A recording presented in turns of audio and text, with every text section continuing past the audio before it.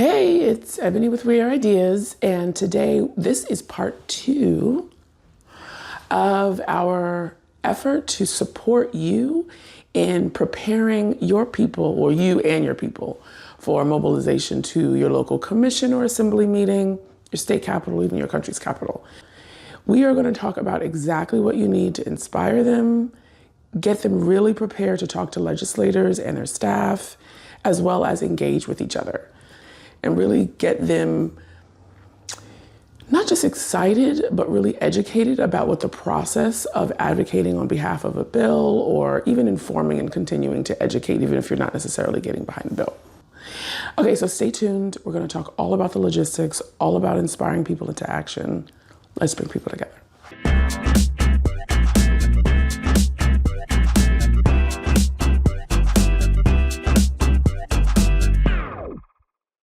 Okay, so not going to hide the lead here.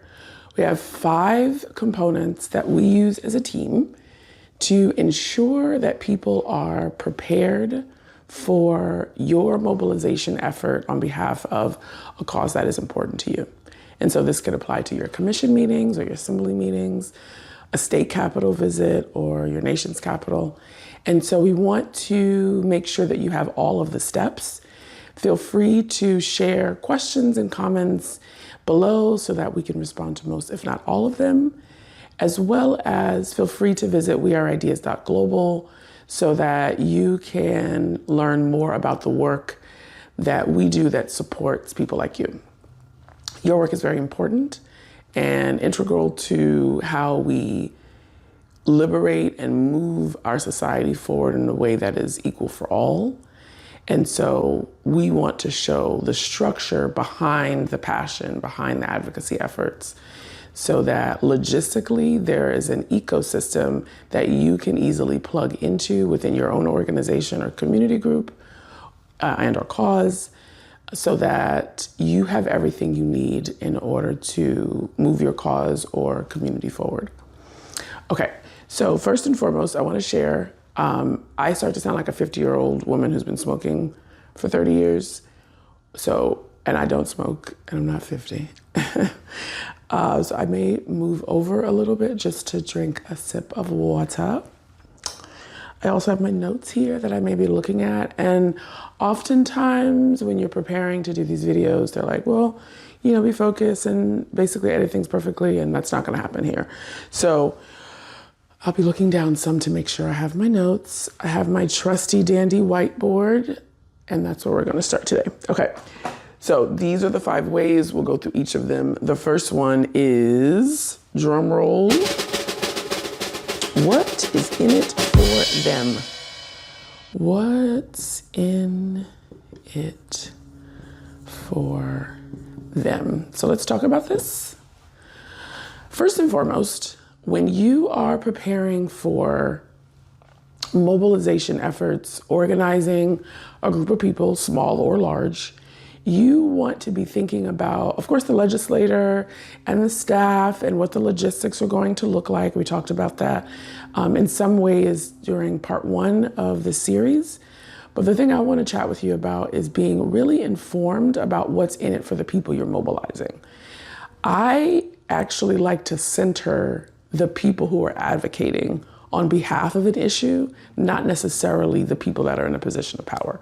Because I actually think that people are in the position of power, and we elect those people, and sometimes we have to remind, but also sometimes they forget because some people don't realize that being involved in the issues is important. And we call that politics. That has, for a lot of people, has a negative connotation, but in our case, it actually doesn't. I really enjoy the work. The team has been doing this for a long time. And actually, in the case of the example I'll use today with a client, Jasmine, one of our team members and the events director for the company, she was with me as we went and mobilized 3 buses and plane rides and car rides in order to get folks into the Capitol. And so our focus was actually the people we were mobilizing. We did some background on each of the organizations. This is a part of an alliance. There are different organizations, smaller and larger ones, that are mobilizing, have more capacity than others. And so we're learning about the things that are important to them under the umbrella of housing, because that's the focus of this particular alliance and client. And so we have to ask, what's in it for them? You see how I clear my throat there? That's me sounding like an old person. Not even necessarily an old person, somebody that's been smoking a long time. It's odd, I don't get it. Anyway, so when that takes place, you are centering the advocate. And when I talk about centering the advocate, I mean thinking really what's in it for them. We know why we're going to this commission meeting. Maybe it's about book banning or removing LGBTQ history from a particular school board, or in this case, housing. But you have to think about why, first of all, they're showing up. So that's the first thing you're talking about, is what's in it for them, which is advocating for a cause or community. But then I ask, well, so what? So what they're advocating for housing? What does that mean in terms of why they're taking their time off of work and energy, potentially finding childcare? Now, in our case, we planned all the logistics for childcare. So when the convening committee and the experts that are over this particular alliance, lawyers and directors, executive directors, et cetera, were planning for the initial planning day to really educate and prepare folks, one of the things that we needed to do was to make sure that we had childcare in place, because that needed to be a component of the work, or obviously folks wouldn't want to come. And also you want, in my opinion, and I think a lot of folks' opinion, you want kids to be involved in the process when they can. So they sort of have a working knowledge of what their parent or parents are doing, or grandparents, caretakers. And so what was a focus for us is also thinking through what was in it for them. Is we were considering all of the elements of their life. We were considering them and their needs.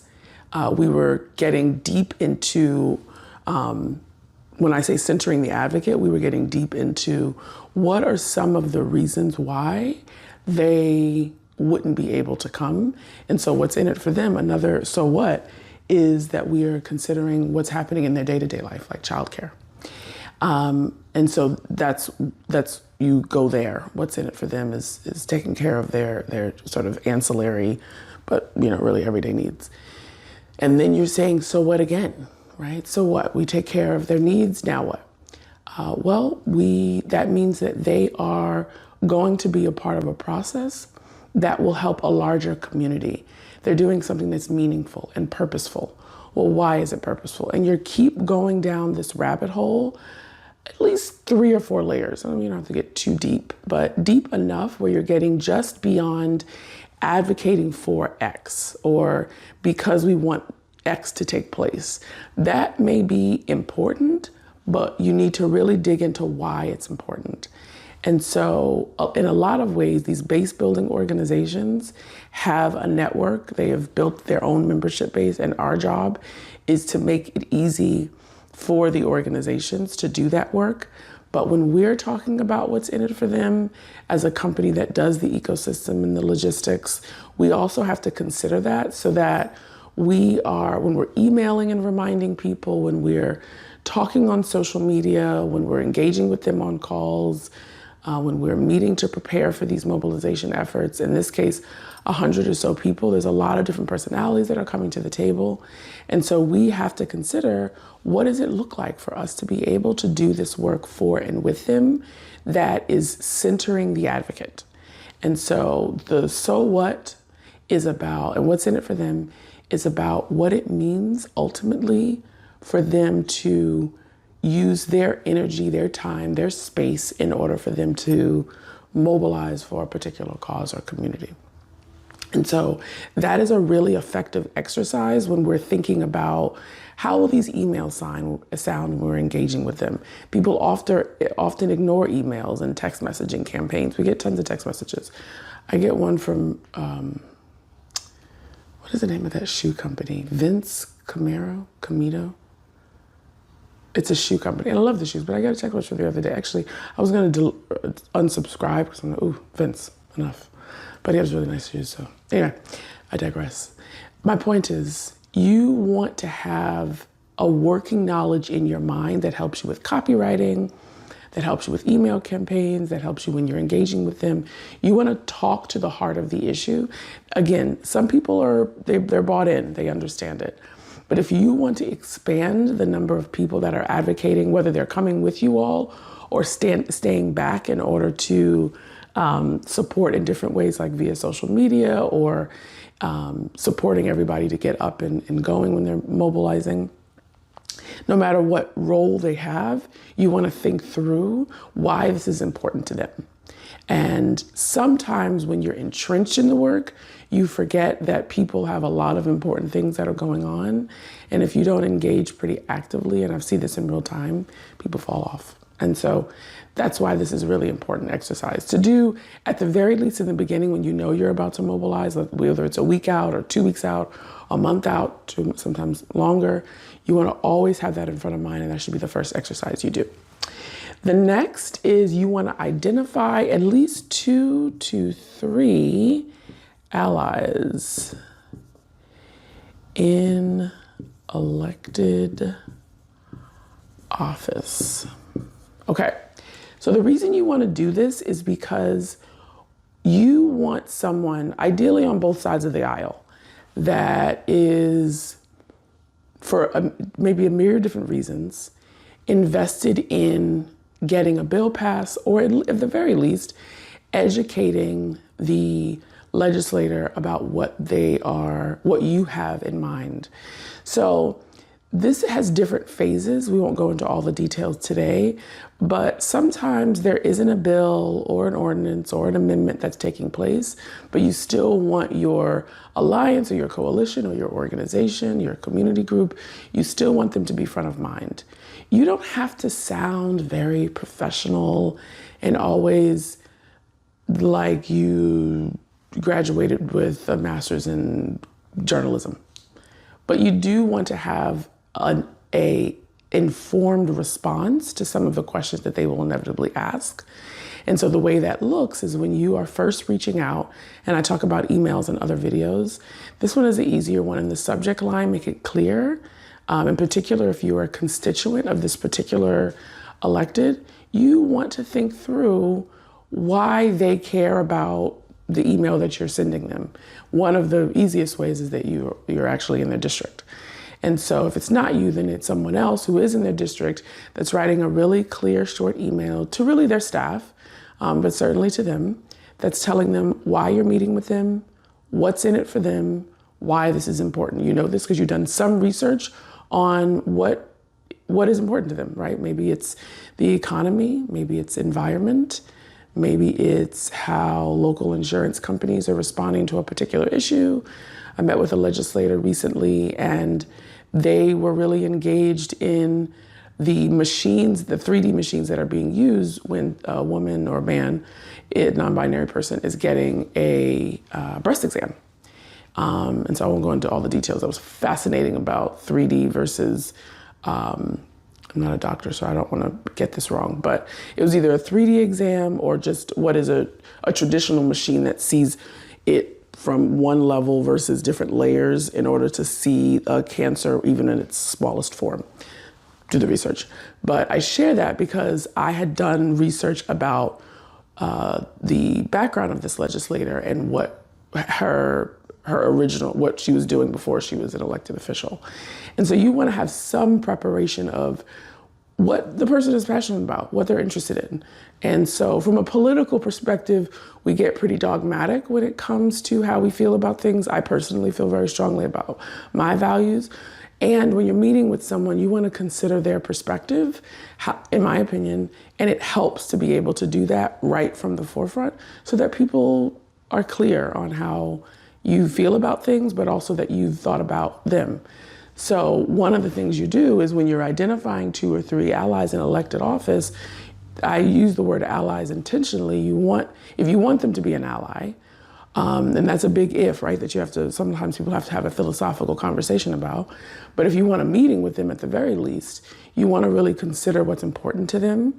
And because sometimes folks that do this regularly and for a living, when you meet with elected officials and they know what you represent and you have not considered their perspective on things, not that you have to agree, but you've considered, there is a level of grace there when you're meeting.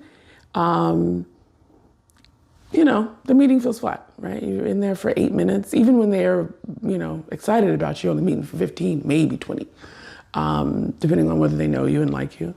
But they're giving you an opportunity. And so one way to sort of start that conversation is considering their perspective. And so maybe they turn into an ally for you and vice versa, but you can be someone that they call on when it comes to thought leadership. And again, you don't have to have all of your words perfectly matched and together in order to do that. But building allyship with people in a position of power helps and supports the work that you're doing. I've always gotten along with elected officials. I actually got into a text messaging battle with a local city commissioner. And because I'm very passionate about my work, and something that they did, I disagreed with and shared it. And I don't think he is thinking about me that way, and vice versa. But I think sometimes I have to draw a line in the sand about how I feel about things. But prior to that, you're thinking through what it's important to you, but also what's important to them. Because that helps to be able to build long-term relationships when you're mobilizing 10, 20, 30, 100 people. Oh, I have a relationship with this person. Now the people that I'm bringing to this commission meeting, whether it's 20 minutes away or 8 hours away or a plane ride away, you want to really think about what's in it for them. They're still human, right? They're elected official. They should be able to take it for sure. And I have a ton of stories on elected officials that have thin skin but decided to run for office. I think we need to be civil. I think that's important. But I think civility is not at the cost of people's lives. And so I draw the line. But I think when you're first meeting with a person, when you first meet with an elected official and you don't know anything about them, and I want to really, underscore this. Some people don't necessarily deserve the niceties. But if you don't know a person, you don't know where they're coming from, you don't know their life, you don't know their experiences, and you want to have an engagement with them, my point is it's important to, if you're wanting to center the advocate, you want to build relationships with people whether they agree with your position or not. Okay, so when you're having that initial meeting, what's important is that you are prepared for the meeting. You're letting them know you're going to be coming soon. Even if it's a couple of days out, try to get those emails out so they know you're coming. You obviously want to get those emails out because you may be wanting to schedule a meeting. You want to pick up the phone and call. Some organizations have lobbyists who, for a living, they're booking these meetings. And I'm not saying lobbyists aren't important. I think there's value for sure. I want to underscore that institutional knowledge of a particular sector or state government or local government, very important. So lobbyist work. But sometimes you don't have the resources for that. You don't have the money for that. And so you still can engage. In particular, if you have a constituent living in that particular district, there's so much you can do in order to prepare. So I really want to underscore centering the advocate, as we say, means preparing for who the elected official and their staff represent, who they are, where they're coming from, beyond our values and beliefs for a moment. We want to think about where their perspective is. And I know people feel very strongly about this and they're like, I don't give a F about that person, blah, blah, blah, blah, blah. They're killing people. All of those things are accurate, true. And you want to think about it from their perspective so that you can, if you want to, build an allyship with them. Now, if it's down from ally and it's really just about, hey, I don't really care about this person that much, but you need to meet with them, you need to think about what that engagement looks like. Feel free to, I can talk about that offline because I've had to have relationships with elected officials that I don't necessarily get along with or buy into how they show up in community. But there's still a dynamic there, that the back and forth and exchange of ideas that I think is important to democracy, really. So that's what I would do. I would focus on always centering the advocate means that you're considering who your allies are. It's easier when the person obviously believes in what you believe in. You're sending that initial email, you're engaging with them. Hopefully you're setting up a meeting when you're doing the visits, before you're doing these mobilization efforts, really important, because whether it's city staff or county staff or state or federal agencies, you want to make sure that you are at least attempting to build relationships before you show up at these folks' door. Okay, next step, collab. Gonna look at my notes. Okay, so what I think is really important when you are advocating and mobilizing on behalf of an issue is, what does collaboration look like with the people? I'm gonna draw a little people here. Apparently that person has high waters on. I am the worst artist. Whoa, whoa, whoa. See how there's no torso here? That's weird. I digress. So these are people that are a part of your alliance or coalition or community group. And you want them, by and large, when the people are for process, you want them to actually be a part of the design of the mobilization effort. Now, let me just share. I establish coalitions and alliances and working groups on a pretty regular basis. The thing that's important to note is that you want to really think through who is engaged in the process of getting to a mobilization effort and who just wants to show up for a mobilization effort, who wants to be informed. And so through a system that I've talked about in other videos called COS, which is Collaborative Operating System, I talk pretty thoroughly in my work with the team when we're about to engage with a client and ongoing about something called rings, which is ring A, ring B, ring C. I won't go into a deep definition today, but what I'll share when we're doing our work in preparation is you want to think through that everybody's not going to be as engaged. And that doesn't make them a lazy bum or the person can't show up, you can't count on them. There are people out there, community members that talk a big game and then you never see them again. Fair. I know those people. I get it. Trust me. But some people are not given the infrastructure in order to play the way you want them to. And so your job is to help them to play. And so what we do with our rings is ring A are people that are part of the process, that want to be a part of engagement. These three folks, and sometimes it's more, which is fantastic, but you want them to be engaged in how we are preparing for this mobilization effort. Are these the people that are coming to the meetings? Are they sending emails? You want to give people roles and responsibilities, really clear structure on top of their very busy lives so that they can still feel a part of it. And when more people are a part of it at different levels, it's very exciting. And so I'm sharing this with you because I want you to really understand how important it is for you to give people an opportunity to engage with what's going on. So one of the ways you do that is by creating rings. Ring A, ring B, ring C. So in ring A, what you do is you ask, how are we going to mobilize to talk to this legislator? What are we going to do when it comes to writing emails and text message and making phone calls? You're creating the infrastructure. And so you do that through something called a meeting or mobilization design, which again, with our work, we sort of walk through this with our clients. But the way you can do that is thinking through, why are we doing this work? Why are we, this big picture, what is the problem? What is the intent? What are the desired outcomes? What are the action steps? And you're breaking it down that way. And most people that like process enjoy this conversation. Obviously, I'm one of those people. And so I think it's really important for you to think through that. So when you're working on thinking through who wants to be a part of that process, one of the things you have to do is consider that there may be people that don't like process-oriented design thinking at all. And so the way that I think through that is by asking the question, who likes process? And the reason I'm going into this not even as deep as it could go. I mean, this is my work actually.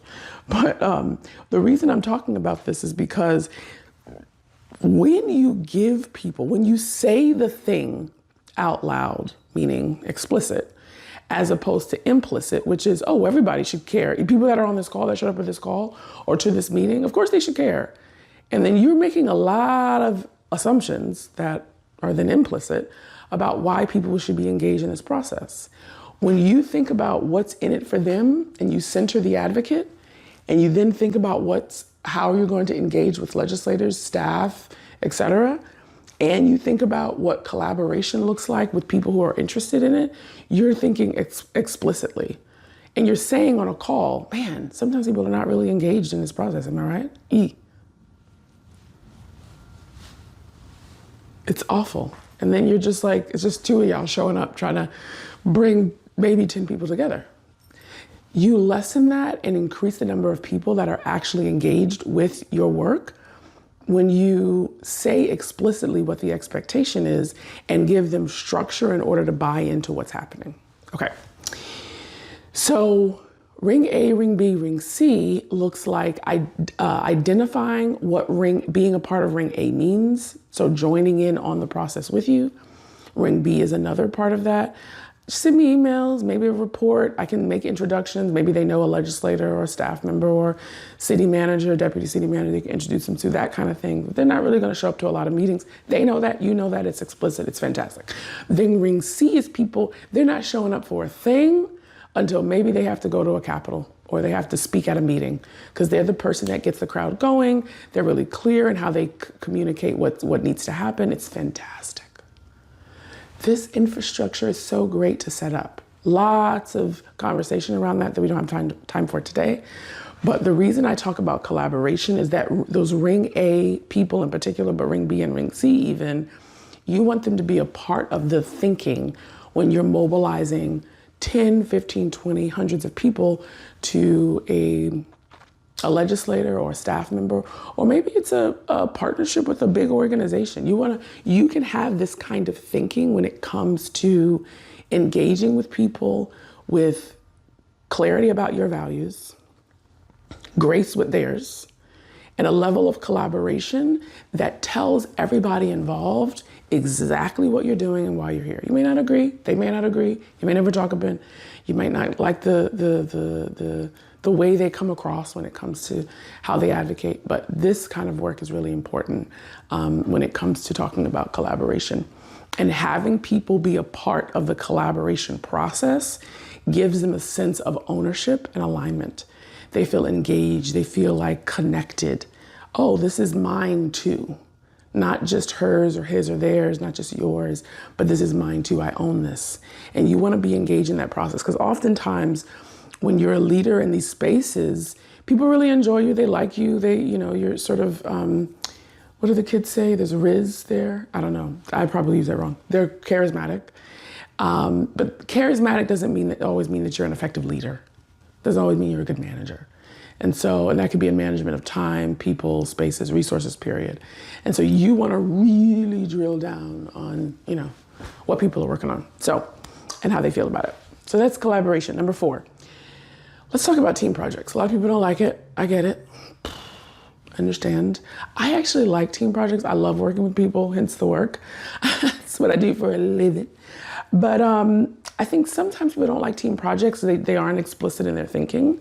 But one of the things that I think is really important is you do want to think about team building. This feels like the least important in a lot of ways because people they sort of scan over team building, and I ward against this. It's probably one of the most important things you can do when you are managing groups of people to mobilize on behalf of something. People don't necessarily get along just because they believe in the same things, let alone if you're trying to bring people together that are on opposing sides of a particular issue. So team building seems trite, right? But it's not. It's so important. There's so many ways you can do it that's not corny. And let me talk about one of those ways today. This could be a whole series, but I really love team building exercises. And one of the easiest ways is to break bread with each other. I don't know why people sort of glance over this. It doesn't have to be an elaborate dinner, although that's nice. But if you have a pizza night with bowling, and you're actually having ways to engage with each other, a game night, not a game night the way you would invite people who you like and hang out with. They're actually friends, not people just in community.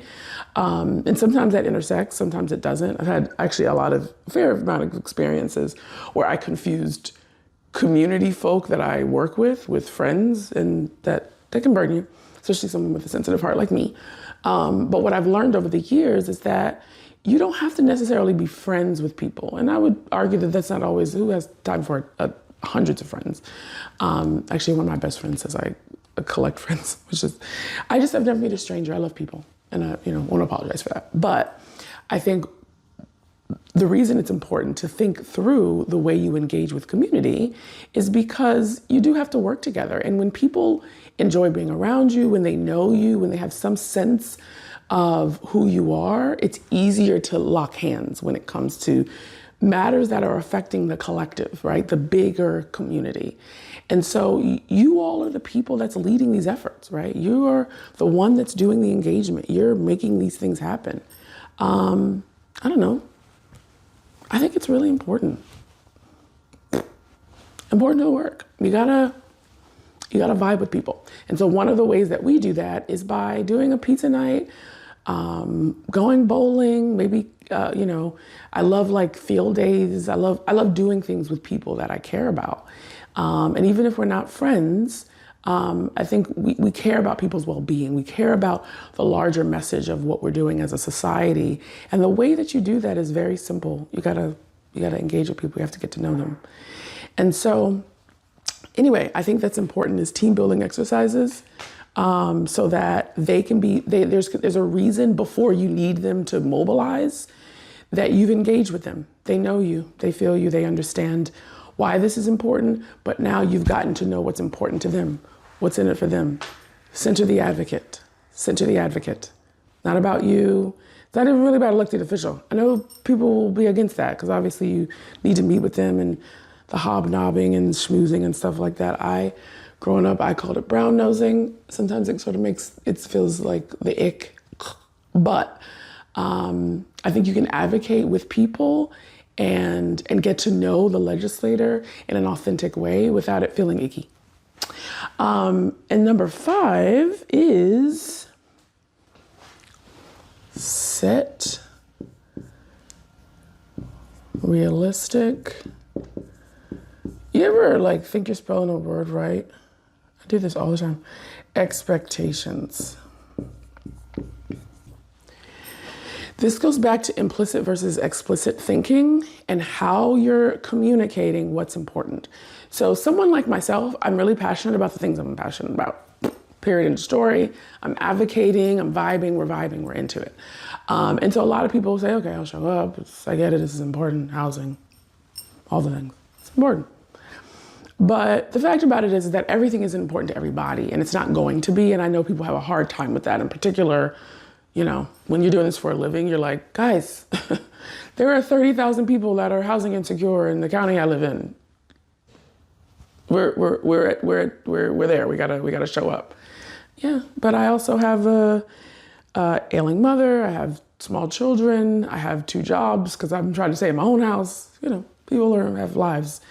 And I think one of the ways not to get frustrated, but instead get involved in their experience is by setting realistic expectations. Now, this goes a little bit back to the rings, but I want to just talk about what setting realistic expectations looks like. Because a lot of times, y'all, like leaders of these groups, y'all just sort of show up and don't think through the process. And this is part of the reason why I'm doing these videos, because I want more of us to be doing this in a way that is authentic to you, that is your voice, your clarity, how you would engage, but also just thinking through the process. And so for me, when you set realistic expectations, you're doing it at the beginning, if you can in person, because while I think social media has an element of being enrolling, oftentimes we make a lot of assumptions about newsletters and text messaging campaigns, even Zooms and Teams meetings to a certain extent. You can do it,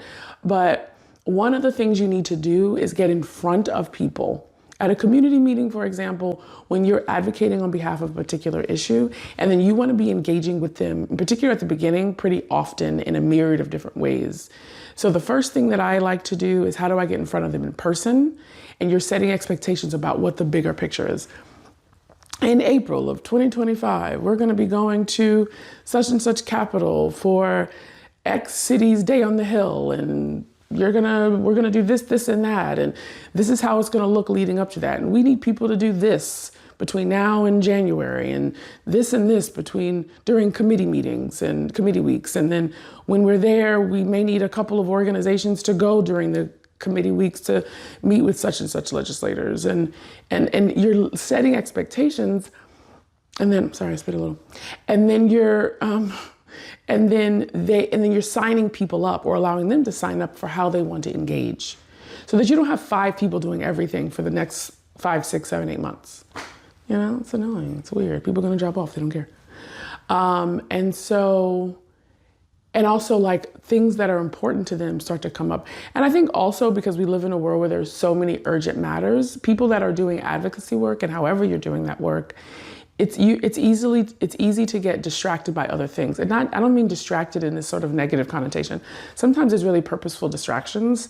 And I think when you recognize that people are going to have things come up in their lives, it makes it easier to understand why they should be just committed to one small thing, right? If you have 2 or 3 people in ring A, and you can set expectations for them and people that you meet along the way, makes it very easy for people to show up. Because you've said it. I gave you one thing. You got to show up. You don't have to chair this one working group. You just got to show up once every 3 weeks to it. Be involved in it. Respond to emails. Like, you want to really set clear expectations. This is what it's going to look like when we show up to the Capitol or to the commission meeting. We're probably going to go on about 8 o'clock. You're going to be there till about 8 or 10. If you need childcare, we'll have somebody available, or you can bring your child to make sure they're there, make sure they have their tablets. If you have a kid, you understand. Some people don't like technology, I get it, but hey, I digress. So you want to make sure that you've set clear expectations every step along the way, in particular towards the beginning, but you're always engaging because people fall off, life happens. And you want to make sure that you're always there in the forefront of their minds so that in their way, they can show up for the thing that's important to you. So we've talked about what's in it for them, drilling down to the so what, identify 2 or 3 allies in elected office and really engage with them in a purposeful, meaningful, gracious way when you can, collaboration, team project, and setting realistic expectations. And with that said, thank you so much for being here today. Please subscribe, like, and comment. Also share would be awesome. And if you have any questions about your mobilization efforts, feel free to comment below. I'll answer to most, if not all of them. And my superhero baby is grabbing my attention, which is super important to me, obviously. And then stay tuned for part 3, where we talk about what happens after the mobilization is over and you're moving people into the next phase of the work. Thank you so much for being with me and with us today. It's been amazing. Can't wait to see your questions and comments. And with that said, let's bring people together.